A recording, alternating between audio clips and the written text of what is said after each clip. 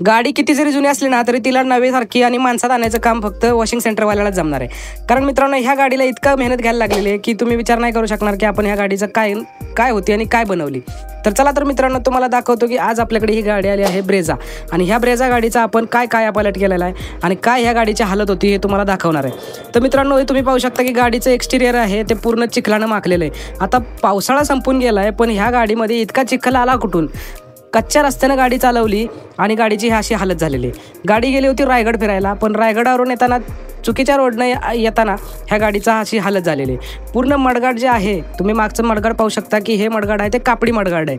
तर ह्या मडगाडला देखील पूर्ण चिखलाचा थर साठलेला, आणि पेट्रोलचं झाकण तुम्ही पाहू शकता की ह्याच्यामध्ये देखील चिखल पूर्ण एवढा जाम झालेला आहे की असं वाटत होतं की गाडी 2 महिने नाही 6 महिने धुतलीच नाही। इंटेरियरमध्ये तुम्ही पाहू शकता मित्रांनो, इतकी माती नाही आहे कारण फक्त एक ट्रिपवरती ही गाडी खराब झालेली। आता AC वेंट तर पाहून तुम्ही म्हणू शकता की ह्या गाडीचा ACचा वापर कमी आहे, पण असं पण नाही आहे की ही गाडी इतकी पण घाण आहे, कारण इंटिरियरला इतका कचरा नव्हता, थोडाफार कचरा आपण काढलेला आहे। आणि जे डिक्कीचा जे स्पेअर व्हीलचा जागा आहे त्याच्यामध्ये देखील थोडी माती होती, ती पण आपण काढून घेतलेली। आणि गाडीचं जे एक्सटेरियर आहे ते असं वाटतच नव्हतं की गाडी वॉश केलीच असेल, कारण पूर्ण ज्या अडचणीच्या जागा आहेत तो चिखल जाऊन साठलेला। आता मागचं जे स्पेअर व्हीलचं जे कव्हर आहे त्यातला देखील आपण व्हॅक्यूम करून घेतलेलं आहे आणि ह्याला आपण वॉश करून टाकणार आहे, त्यामुळे काय विशेष नाही, हे पूर्ण चकचकीतच होणार आहे। कारण आता फक्त व्हॅक्यूम करून नाही चालणार, तर त्याला धुतलं पण पाहिजे। गाडीचं जे इंटिरियर आहे त्याच्यावरती देखील पूर्ण धूळ माती साचलेली, कारण कच्च्या रस्त्याने गाडी आल्यामुळे धूळ वगैरे गाडीत आलेली आणि पूर्ण गाडीचं जे इंटिरियर आहे ते खराब झालेलं।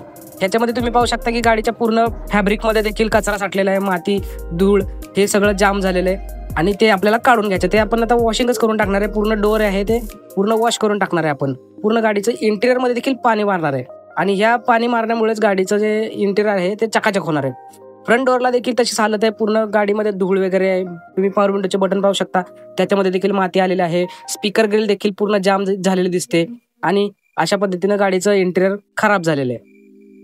गाडीला व्हॅक्यूम करायला चालू केलं, गाडीतला पूर्ण इंटिरियर मधले कचरा काढायला चालू केलेले आहे आणि हा जो पॅड आहे त्याला देखील आपण व्हॅक्यूम करून घेतलेलं आहे, ह्याला आपण वॉश करून टाकणार आहे, त्यात काही विषयच नाहीये, त्यामुळे हे चकचकीतच होणार आहे। गाडीचं इंटिरियरचा आता व्हॅक्यूम चालू केलेलंच आहे पण आपण जाऊया गाडीच्या खाली, आणि गाडीच्या खालचा भाग जो काय आहे तो कसा झालेला आहे तर तुम्ही पाहू शकता मित्रांनो, पूर्ण शॉकर वगैरे स्प्रिंग आहे ते पूर्ण चिखलानं माखलेलं आहे। कुणी दाखवलं नसेल आतापर्यंत, पण मी दाखवणार आहे मित्रांनो, त्यामुळे व्हिडिओला शेवटपर्यंत नक्की पहा। गाडी चकचकीत कशी केली, आपण काय काम केलेलं आहे ते तुम्हाला या व्हिडिओमध्ये समजणार आहे। तर मित्रांनो, गाडीचा जे खालची भाग आहे तो अशा पद्धतीनं कायचा खराब होता आणि इंजिन बे तर पूर्ण धुळीनं माखलेला, असं वाटतच नव्हतं की गाडी एवढी पण खराब होऊ शकते आणि गाडीची काय हालत होऊ शकते।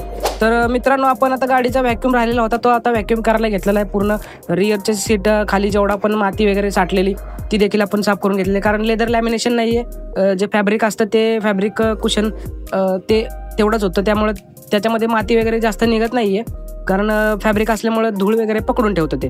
मित्रांनो, माझं एक सजेशन राहील की आपली जर गाडी अशी खराब होत असेल ना तर नक्कीच तुम्ही लेदर लॅमिनेशन करून घ्या, कारण लेदर लॅमिनेशनमुळे पूर्ण गाडीवरती जे धूळ माती आतमध्ये साठते ती इझिली निघते आणि आपण ते ओल्या फडक्याने पुसून देखील घेऊ शकतो, त्यामुळे चकाचक होते। आता AC वेंटचं तुम्ही बघितलं ते देखील खूप खराब आहेत, ते देखील आपण साफ करून घेणार आहे। मित्रांनो, आपण आता पाणी मारायला सुरुवात केलेली आहे। गाडीचं जे स्पेअर व्हीलचं जे टूल बॉक्स होता त्याला देखील साफ करून घेतलं आणि मॅट वगैरे आपण धुवायला चकाचक सुरुवात केलेली आहे। फक्त धुणार नाहीये तर त्याला पूर्ण घासून पुसून चकचकीत करून ठेवणार आहे। मित्रांनो, आता मॅट आहे ते आपले चकचकीत झालेले आहेत, मागचा पॅड आहे तो देखील आपण वॉश करून घेतलेला आहे, ते आता सुकवायला ठेवायचे आणि गाडीला पाणी मारायला सुरुवात करायचं, कारण चिखल आहे तो आपल्याला काढायसाठी वेळ लागणार आहे आणि चिखल जास्त असल्यामुळे व्हिडिओ काय बनवता आला नाहीये। डायरेक्ट आपण पाहूया की आपण फोमिंग चालू केलेलं आहे, फोम मारला आहे आपण आणि फोम पूर्ण गाडीवरती चोळून घेणार आहे, जेणेकरून गाडीवरती जे थोडेफार राहिलेले घाण आहे ते देखील निघून जाईल। फोम मारून आपल्याला मित्रांनो झालेला आहे, गाडीच्या आता फोम जे धुवून घ्यायचं आहे।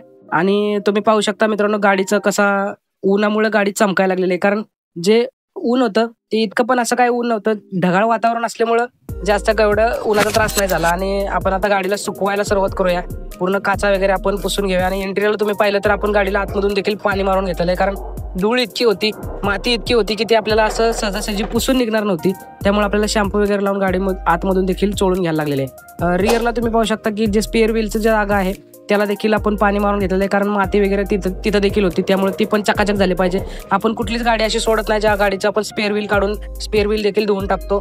डिक्कीचा जे स्पेस आहे तो देखील आपण धुवून चकाचक करून टाकतो, त्यामुळे माती वगैरे राहण्याचा विषयच येत नाही. तुम्ही स्पीकर देखील पाहू शकता की कशी चकाचक झालेली आहे. आता गाडीचं आपण वॉशिंग करून सुकवून वगैरे पुसून बाहेर काढलेली आहे आणि अशा पद्धतीनं काहीशी चकचकीत गाडी दिसायला लागली आहे. पूर्ण चमक जी आहे ती बिना पॉलिश करताच आपल्याला गाडी चमकलेली दिसते.